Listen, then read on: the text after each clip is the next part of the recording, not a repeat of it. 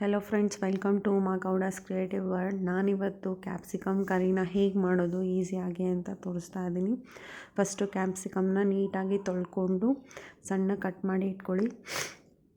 ಈಗ ಚಿಕ್ಕದಾಗಿ ಪೀಸ್ ಮಾಡ್ಕೊಳ್ಳಿ. ಆಮೇಲೆ ಒಂದು ಪ್ಯಾನಿಗೆ ಸ್ವಲ್ಪ 2 ಸ್ಪೂನ್ ಎಣ್ಣೆ ಹಾಕಿ ಅದಕ್ಕೆ ಕಾದ್ಮೇಲೆ ಅದಕ್ಕೆ ಕ್ಯಾಪ್ಸಿಕಮ್ನ ಸಣ್ಣ ಕಟ್ ಮಾಡಿರೋ ಕ್ಯಾಪ್ಸಿಕಮ್ನ ಹಾಕಿ ಚೆನ್ನಾಗಿ ಹುರ್ಕೊಳ್ಳಿ.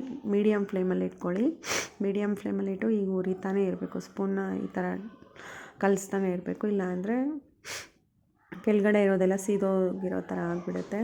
ಮತ್ತು ಇನ್ನೊಂದು ಪ್ಯಾನ್ಗೆ ದಪ್ಪ ಕಟ್ ಮಾಡಿರೋ ಟೊಮ್ಯಾಟೊ ಮತ್ತು 2 ಈರುಳ್ಳಿನ ಹಾಕಿ ಇದನ್ನು ಮೀಡಿಯಮ್ ಫ್ಲೇಮಲ್ಲಿ ಇಟ್ಕೊಂಡು ಚೆನ್ನಾಗಿ ಹುರ್ಕೊಳ್ಳಿ. ಇದನ್ನು ಗ್ಯಾಸ್ ಸ್ಟವ್ ಆಫ್ ಮಾಡಿಬಿಡಿ. ಇದನ್ನು ಹಾಗೆ ಇಟ್ಕೊಳ್ಳಿ. ಇದನ್ನು ಉರಿತಾ ಇರಿ. ಇನ್ನೊಂದು ಕಡೆ ಕ್ಯಾಪ್ಸಿಕಮ್ನ ಕೂಡ ಹುರ್ಕೊಳ್ತಾ ಇರಿ. ಎರಡನ್ನೂ ನೋಡ್ಕೊತಾ ಇರಿ, ಯಾಕಂದರೆ ಬೇಗ ಆಗುತ್ತೆ ಈ ಥರ ಮಾಡಿದರೆ ಅಷ್ಟೇ. ಈಗ ಒಂದು ಮಿಕ್ಸಿ ಜಾರ್ಗೆ ಹುರ್ಕೊಂಡಿರೋ ಎಲ್ಲ ಇಂಗ್ರೀಡಿಯೆಂಟ್ಸು ಮತ್ತು ಕರಿಬೇವು, ಕೊತ್ತಂಬರಿ ಹಾಗೆ ಜೀರಿಗೆನ ಹಾಕಿದ್ದೀನಿ. ಈಗ ಕ್ಯಾಪ್ಸಿಕಮ್ ಎಲ್ಲ ಹುರಿದಿದೆ, ಅದನ್ನೆಲ್ಲ ಒಂದು ಪಾತ್ರೆಯಲ್ಲಿ ತಗೊಂಡಿದ್ದೀನಿ.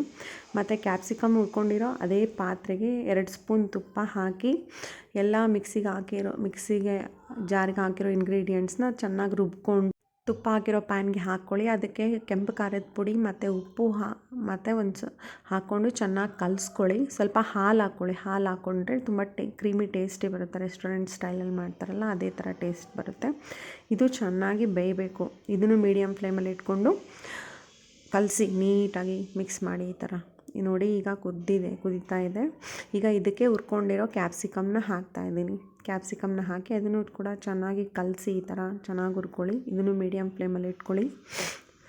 ಈಗ ಉಪ್ಪು ನೋಡ್ಕೊಳ್ಳಿ, ಇನ್ನೂ ಸ್ವಲ್ಪ ಬೇಕಂದರೆ ಹಾಕ್ಕೊಂಡು ಪ್ಲೇಟ್ನ ಈ ಥರ 1-2 ನಿಮಿಷ ಬಿಡಿ. ಈಗ ನೋಡಿ, ಕರಿ ಚೆನ್ನಾಗಿ ನೀಟಾಗೆಲ್ಲ ನೀರೆಲ್ಲ ಹಿಡ್ಕೊಂಡು ನೀಟಾಗಿ ಚೆನ್ನಾಗಿ ಆಗಿದೆ.